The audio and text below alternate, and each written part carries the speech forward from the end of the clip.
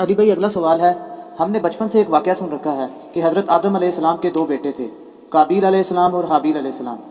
ان دونوں بیٹوں کا کسی بات پر اختلاف ہوا تو قابیل نے حابیل کا قتل کر دیا اور وہ انسانیت کی تاریخ میں پہلا قتل تھا۔ مہربانی فرما کر اس قتل کی وجوہات اور تفصیلات بیان فرما دیں، شکریہ۔ لیکن یہ لوگوں کے لیے بڑا انٹرسٹنگ واقعہ ہے، اور یہ وہ واقعہ ہے جو کہ کامن ہے بنی اسرائیل اور مسلمانوں کے درمیان، قابیل اور حابیل کا واقعہ۔ قابیل اور حابیل کا نام تو قرآن و سنت میں نہیں ملتا، ہمارے پرانے مفسرین نے استعمال کیا ہے۔ قرآن میں تو آیا کہ آدم کے دو بیٹے، اسی طریقے سے احادیث میں بھی بخاری مسلم میں ہی آیا کہ آدم کے دو بیٹے۔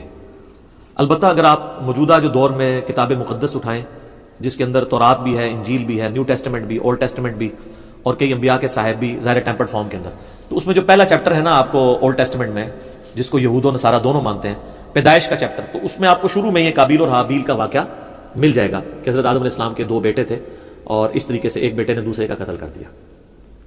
باقی جو اس کی ریزن بیان کی جاتی ہے وہ قتل کیوں ہوا، وہ ریزن تورات میں بھی اس طریقے سے نہیں ملتی جو پبلک کے اندر مشہور ہے۔ جو پبلک میں مشہور ہے اسرائیلی روایتوں کی وجہ سے وہ میں آپ کو بتا دیتا ہوں، نہ وہ مسلمانوں کے ہاں کو روایت ملتی ہے نہ تورات کے اندر ہے، ہو سکتا ہے اسرائیلی روایتیں ہوں۔ تورات میں بھی اس طریقے سے واقعہ نہیں آیا، جنرل واقعہ آیا جو قرآن میں آیا اسی طریقے سے جنرل واقعہ۔ تورات میں ذرا زیادہ ڈیٹیل آئی ہے۔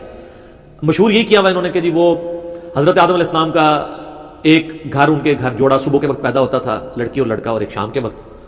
تو جو صبح والا لڑکا ہوتا تھا اس کا نکاح شام والی لڑکی کے ساتھ کروایا جاتا تھا، اور شام والا جو لڑکا ہے اس کا نکاح صبح والی لڑکی کے ساتھ کروایا جاتا تھا، شروع میں جب انسانی نسل کو اللہ نے چلانا تھا۔ بعد میں تو محرم رشتے آ گئے۔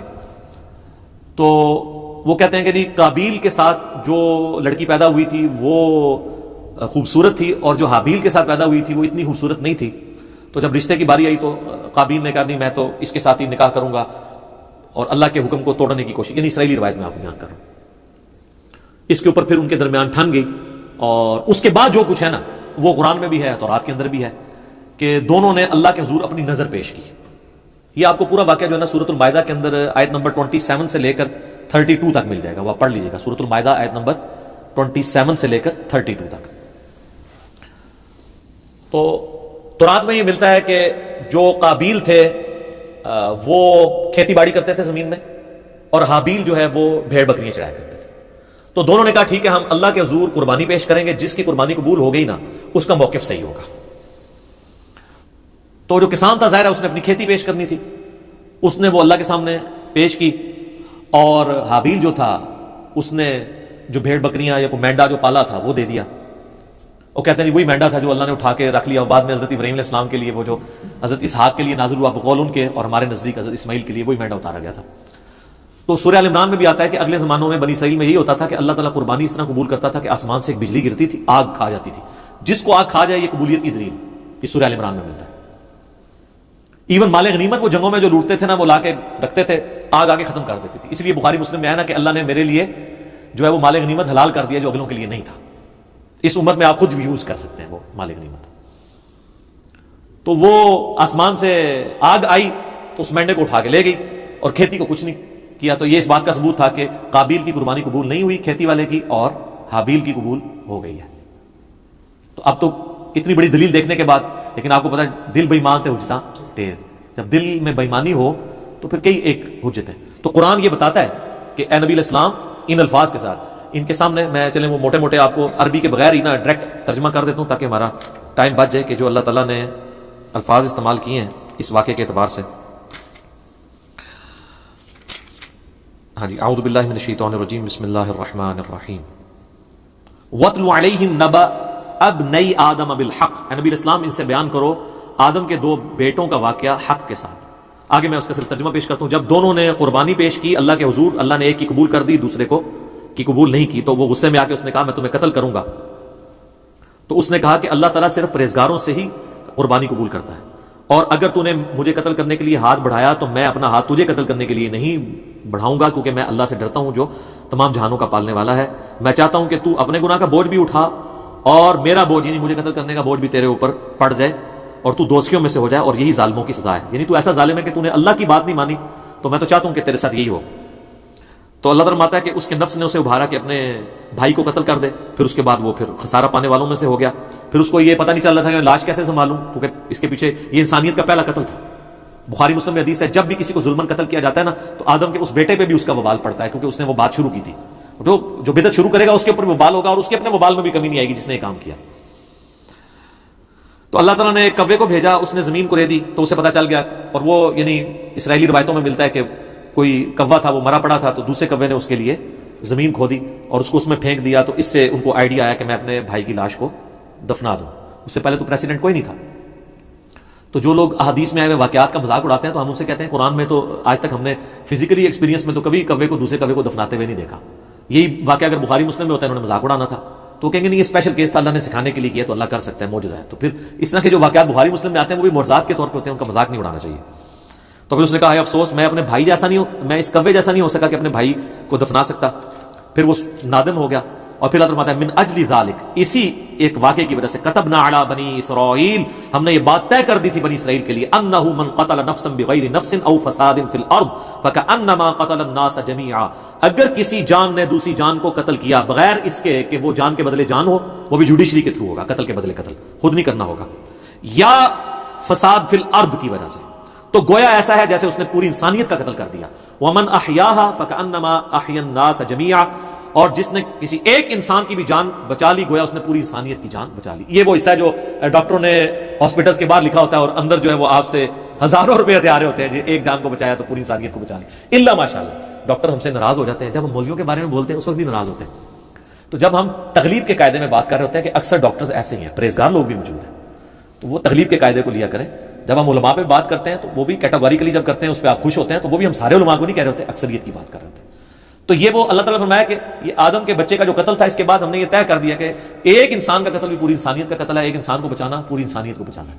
تو یہ وہ واقعہ تھا قابیل اور حابیل کا، اور اکثر لوگوں کو یہ یاد نہیں رہتا ہے یہ قاتل کون تھا، قابیل تھا یا حابیل تھا۔ بھئی قاتل قاف الف ہے تو قابیل میں بھی یہی ہے، اور حابیل ہلاک ہا سے شروع ہوتا ہے، حابیل ہلاک ہوا ہے اور قابیل قاتل ہے۔ تو یہ یاد رکھنا آپ کو آسان ہے کہ قابیل قاتل اور حابیل ہلاک ہوا اس کے ہاتھوں، آسان طریقے نا۔ یہ ایک مدنی ٹوٹکا آپ کو بتاتے ہیں، یاد کرنا۔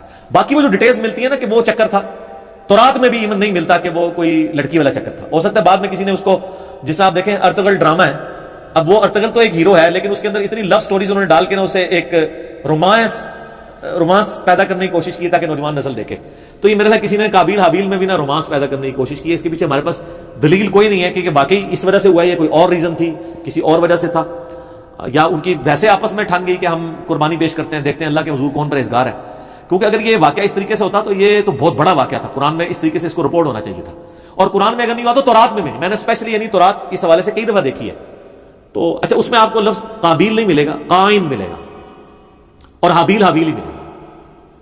تو بعض اوقات جیسے اب مکہ کی پروننسیشن بکہ بھی ہے، تو ایک لفظ کی دو تین پروننسیشن بھی ہوتی ہیں، ہو سکتا ہے وہ والی پروننسیشن بھی ملتی ہو، لیکن تورات کے اندر شروع میں چیپٹر ہے پیدائش، اس کے بھی تورات کھولتے ہی تیسرے چوتھے صفحے پہ آپ کو ایک واقعہ ملے گا، اس میں بھی صرف قربانی کا ذکر ہے کہ دونوں نے کہا ہم قربانی کرتے ہیں تو دیکھتے ہیں کسی قبول ہو۔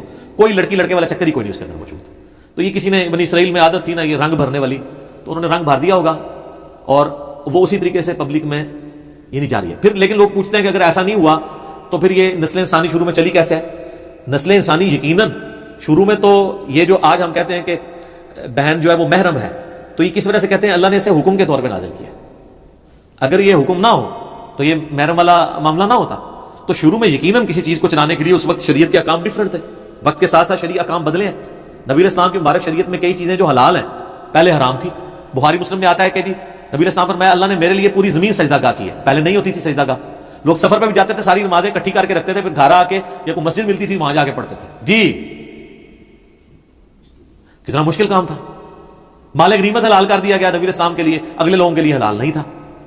تو شریعت میں احکامات اس زمانے میں یہ چیز ہوگی کہ جو حضرت آدم علیہ السلام کی جو اولاد پیدا ہوئی ہے، اور باقی یہ کہنا کہ صبح پیدا ہوتی تھی شام تک جوان ہو جاتی تھی، اس کی کوئی دلیل نہیں ملتی۔ اپنے ٹائم بھی جوان ہوتی ہوگی، حضرت آدم علیہ السلام کی بھی اتنی عمر تھی، تو وہ آپ تھوڑا ان کو جوان ہونے تھے 15-20، یہ کون سا پاکستان انڈیا والا جوان ہونا ہے کہ 35 سال میں شادی ہو رہی ہے، 12-15 سال میں شادی ہو جاتی تھی۔ تو 12-15 سال کے اندر وہ اس طریقے سے شروع میں اللہ تعالیٰ نے اس سلسلے کو اس طریقے سے چلایا ہوگا۔ خود یعنی قرآن پاک میں اللہ تعالیٰ آتا ہے کہ ہم نے سورہ نساء کے اندر کہ ہم نے ایک جان سے سب کو پیدا کیا، اس سے اس کا جوڑا بنایا، اور بخاری مسلم میں آتا ہے کہ اما حوا جو ہے وہ سیدنا آدم علیہ السلام کی پسلی سے پیدا ہوئی، قرآن میں بھی اشارتاً موجود ہے۔ اور یہ سیم چیز جو ہے تورات میں بھی آپ کو پیدائش چیپٹر میں ملے گی کہ حضرت آدم سے حوا نکلی ہیں، تو یہ بھی تو ہوا ہے نا، ان میں سے نکلی ہیں تو وہ بیوی بھی بن گئی۔ تو ایک سپیشل کیس تھا. یہ اکثر لوگ پوچھتے ہیں شروع جو کام کس طرح چلا سی, وہ پائی کیویں بھی چلیا سی, تسی دیکھو ہن کام کیوں چلانا ہے, اسے چل گیا. تو ظاہر شروع میں اسی طریقے سے عورتوں کو آپشن نظر نہیں آتا کہ چلا ہوگا, تو باقی وہ یہ کہ صبح ہوتی تھی شام کو تک جوان ہو جاتی تھی, پھر کراس کروایا جاتا تھا. اس کی کوئی دلیل نہیں ملتی. ہاں اسرائیلی روایتیں یہ کہتی ہیں, اور ایون ابن کثیر نے بھی, ابن جریر طبری نے بھی, ہمارے اہل سنت کے جو بڑے ائمہ ہیں انہوں نے بھی یہ نقل کیا کہ, لیکن ساتھ انہوں نے بھی کہا کہ یہ ہماری اسیسمنٹ ہے, ہم اس کو وثوق سے نہیں کہہ سکتے کیونکہ نبی علیہ السلام نے اس کی ڈیٹیلز بیان نہیں کی ہیں, یہ کیسے ہوا ہوگا. بہر الٹیمیٹلی یہ ایک بندے نے دوسرے کا قتل کر دیا, اس کے اگینسٹ اللہ نے یہ قانون نازل کر دیا کہ ایک انسان کا قتل پوری انسانیت کا قتل ہے, ایک مسلمان نہیں, انسان. اور ایک انسان کی جان بچانا پوری انسانیت کی جان بچانا ہے. اصل میں یہ ہے میسج آدم کے 2 بچوں کے قتل میں, جو میسج ہے وہ یہ ہے کہ قتل ناحق اللہ کو ناپسند ہے. بخاری اور مسلم دونوں میں حدیث ہے, قیامت والے دن سب سے پہلے قتل کے مقدمے کا فیصلہ ہوگا.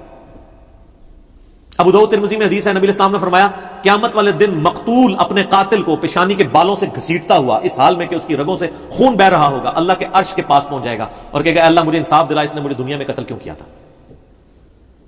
اور سنن نسائی میں آگے اس صحابی کے الفاظ ہیں, اے حکمرانوں قتل پہ معاونت نہ کرو کسی کی, قتل ناحق اتنی بڑی چیز ہے.